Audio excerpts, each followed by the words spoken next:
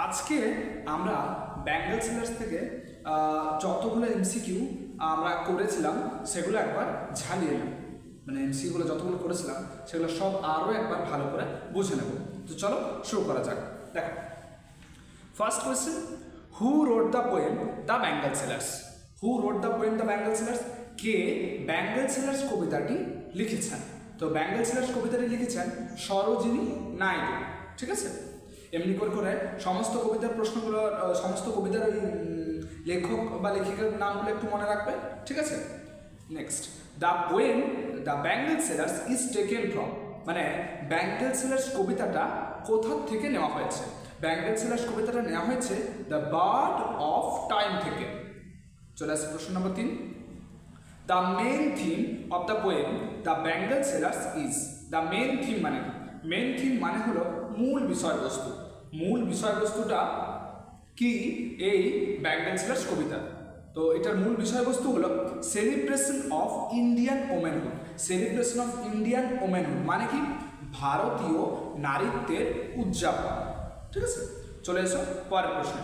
Different standards of the bangle sellers describe, মানে bangle sellers কবিতাটার এই যে স্তবকগুলো, এই যে 1, 2, 3, 4 এরকম করে 4টা স্তবক আছে, এই স্তবকগুলো কি বর্ণনা দেয় বা কিসের বর্ণনা দেয়? তো এটা বর্ণনা দেয় different stages of life. Different stages of life মানে নানা ধাপ, অফ লাইফ মানে জীবনে, কাদের? অফ ওমেন মানে মহিলাদের জীবনের নানা ধাপ, অ্যান্ড দেয়ার কানেকশন এবং তাদের সংযোগ কিসের সাথে? With colours of the bangles মানে চুড়ির রঙের সাথে। তো এটার আমরা বর্ণনা পাই। চলে আসো পরের প্রশ্নে। The speaker of the poem is, এই কবিতার বক্তাকে? তো এই কবিতার বক্তা হলো এ হকার, একজন ফেরিওয়ালা। পরে চলে এসো 6, the mood of the bangle seller is. এবার মুড মানে কি? মুড মানে হলো মেজাজ, মানে ব্যাঙ্গেল সেলার এই যে চুড়ি বিক্রেতার মেজাজটা কেমন? চুড়ি বিক্রেতার মেজাজটা কেমন? হ্যাপি অ্যান্ড চিয়ারফুল, মানে সুখী এবং মানে হাসি খুশি বা আনন্দে পরিপূর্ণ। ঠিক আছে, question number 7, how many stages মানে কতগুলো পর্যায় অফ এ ওমেন্স লাইফ, একটা মহিলার জীবনে, ইজ ডেসক্রাইব বর্ণিত হয়েছে in the poem. How many stages of A women's life is described in the poem. এই কবিতায় মহিলার জীবনের কতগুলো পর্যায় আমরা দেখতে পাই? 3টে পর্যায়, 3 স্টেজেস। চলে এসে পরের প্রশ্নে। The poem the bangle sellers is written, মানে ব্যাঙ্গেল সেলার্স কবিতাটা কেমনভাবে লেখা হয়েছে? এটা লেখা হয়েছে রাইমিং কাপলেট মানে ছন্দময় শ্লোক দ্বারা।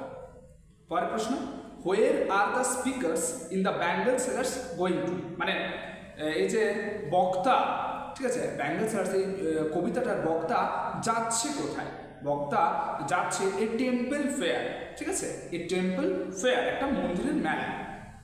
10, লিম্পিড গ্লোরি সিগনিফাইস। এবার লিম্পিড গ্লোরি এই কথাটা কি বুঝিয়ে দিচ্ছে? তাহলে এগুলো হচ্ছে নিয়ারেস্ট মিনিং। ঠিক আছে, তোমাকে কাছাকাছি মানে খুঁজে বার করতে হবে। এর কাছাকাছি মানে এই ওয়ার্ডটা।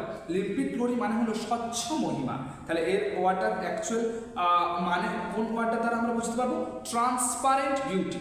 ঠিক আছে, ট্রান্সপারেন্ট বিউটি। চলে আসছে পরের প্রশ্ন 11, the loads of the bangle sellers are, মানে এই যে চুড়ি বিক্রেতাদের এই বোঝাটা কেমন?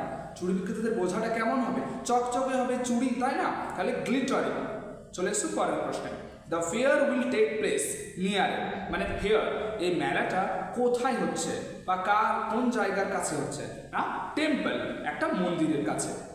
পরের প্রশ্ন, দ্য ব্যাঙ্গেলস আর, মানে চুড়িগুলো হয়, চুড়িগুলো কেমন হয়? দেখো এখানে 4টা অপশন আছে, একবারটি পড়ে দেখে নাও। ব্রাইট মানে উজ্জ্বল, রেইনবো কালার মানে রামধনু রঙে রঞ্জিত, আর ডেলিকেট ডিজাইন। ডেলিকেট ডিজাইন মানে কি? নারী সুলভ নকশা, মানে যে নকশাগুলো মেয়েরা বেশি পছন্দ করে, তো সেই রকম ধরনের। তাহলে এই 3টাই হবে অল অফ দিস উত্তর। চলে এসো পরের প্রশ্নে। The bangles are described as, মানে চুড়িগুলোকে বর্ণনা করা হয়েছে কেমনভাবে? মানে এখানে চুড়িগুলোকে বর্ণনা করা হয়েছে বা বলা হয়েছে circle of light, circle of light আলোর বৃত্ত। চলে এসো পরের প্রশ্নে।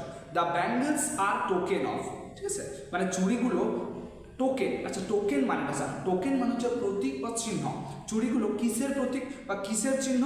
চুড়িগুলো হয় রঙিন জীবনের কালারফুল লাইফ। ঠিক আছে।